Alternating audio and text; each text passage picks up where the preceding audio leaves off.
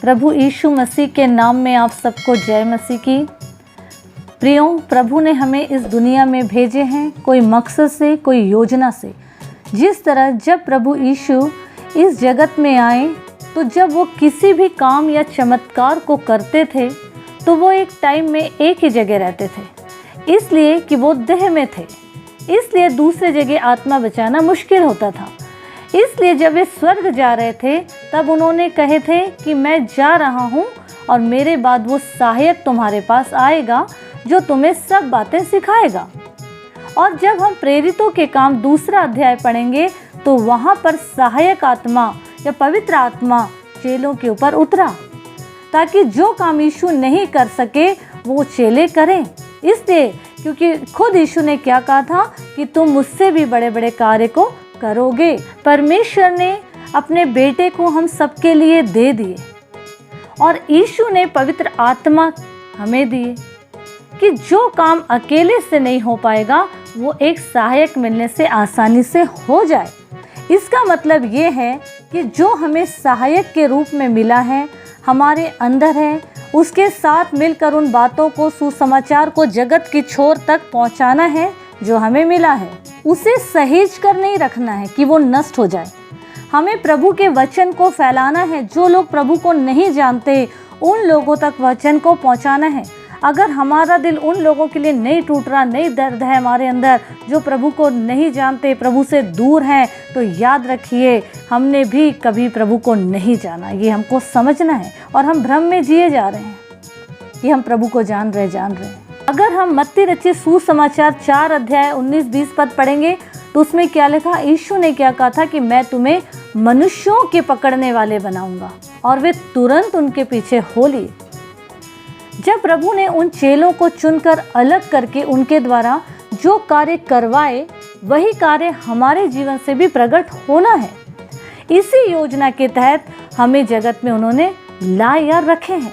ये सच है, जब प्रभु का कार्य होता है तो शैतान भी एक्टिव हो जाता है, लेकिन हमें इन सब बातों की ओर नहीं देखना है, आगे बढ़ते जाना है, क्योंकि शैतान ने प्रभु यीशु की भी परीक्षा किया।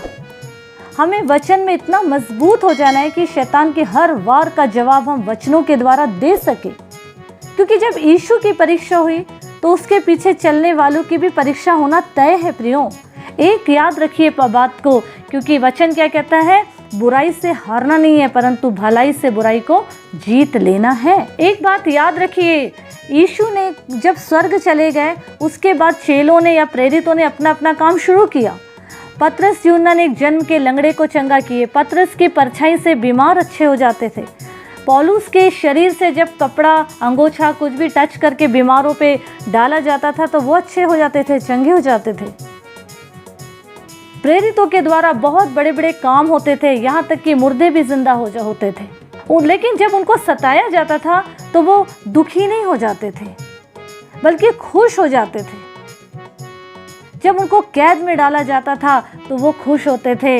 जब उनको मारा पीटा जाता था, सताव होता था, तो वो खुश होते थे, ये सोचकर कि हम प्रभु के लिए दुख उठा तो रहे हैं, कम से कम हमारा जीवन प्रभु के कार्य के लिए यूज तो हो रहा है।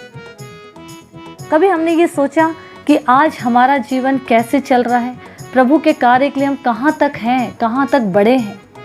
ये हमको सोचना बहुत ज़रूरी है।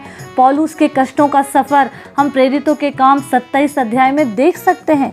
सबसे ज़्यादा दुख उसी ने उठाया, सबसे ज़्यादा पत्री भी उसी ने लिखा। स्तिफनुस को जब लोग पत्थर मार रहे थे, पत्थर मार मार के उसको मार डाले, लेकिन वो आखिरी तक एक ही प्रार्थना कर रहा था, हे प्रभु मेरी आत्मा को ग्रहण कर और ये पाप उन पर मत लगा। किन पर? जो लोग उसको पत्थर मार रहे थे। हमको ये सोचना समझना बहुत ज़रूरी है, आज हम कहाँ हैं, क्या कर रहे हैं प्रभु के लिए। प्रेरितों के काम 10 अध्याय में पतरस ने एक दर्शन देखा कि आकाश खुल गया और एक बड़ा पात्र चादर के समान उसके चारों कोनों से लटकता हुआ पृथ्वी की ओर उतर रहा है, जिसमें सब तरह के पक्षी, जीव जंतु मौजूद थे। और उसको एक शब्द क्या सुनाई दिया कि उठ, मार और खा। इसका मतलब कि पृथ्वी के हमारे हर छोर तक जितने जाति हैं, कौम है, सबको बचाना है। वचनों के माध्यम से हर एक कोने तक जाना है। क्योंकि वचन कहता है जाओ इस जीवन की बातें सब लोगों को सुनाओ। इसलिए अपने अपने मन में ये ठान लो, हम पहले से उत्तर देने की चिंता ना करें, क्योंकि बोलने वाले हमारे अंदर हम नहीं पर हमारा प्रभु का आत्मा है। अगर हम यूहन्ना रचित सुसमाचार 15 अध्याय 2 से 7 तक पढ़ेंगे तो उसमें लिखा है, जो डाली मुझ में है और नहीं फलती उसे वो क्या करता है, काट डालता है, और जो फलती है उसे और छांटता है ताकि और फले बढ़े, फल लाए। क्योंकि तुम मुझसे अलग होकर कुछ भी नहीं कर सकते, ये प्रभु का वचन है। यदि तुम मुझ में बने रहे, मेरी बातें तुम में बनी रहे, तो जो चाहो मांगो तुम्हारे लिए हो जाएगा। ये प्रभु का एक वादा है अपने लोगों के लिए। इसीलिए वचन कुलुसियों 3 अध्याय उसका 23 पद क्या कहता है, जो कुछ भी करो तन मन से करो, मनुष्य को दिखाने के लिए नहीं करो। हम सभी को प्रभु के कार्य में इतना बढ़ जाना है कि लोग क्या कहें कि इन्होंने जगत को उल्टा पुल्टा कर दिया है। संसार में ये लोग हलचल मचा रहे हैं। अगर हम 2 तिमोथी 4 अध्याय उसका 1-2 पद पढ़ेंगे तो उसमें क्या लिखा है, तू वचन का प्रचार कर, समय असमय तैयार है, सब प्रकार की सहनशीलता और शिक्षा के साथ उल्हाना दे, डांट और समझा। जो सही है उसे फैलाना है और जो गलत है उस पर उल्हाना देकर समझाना है।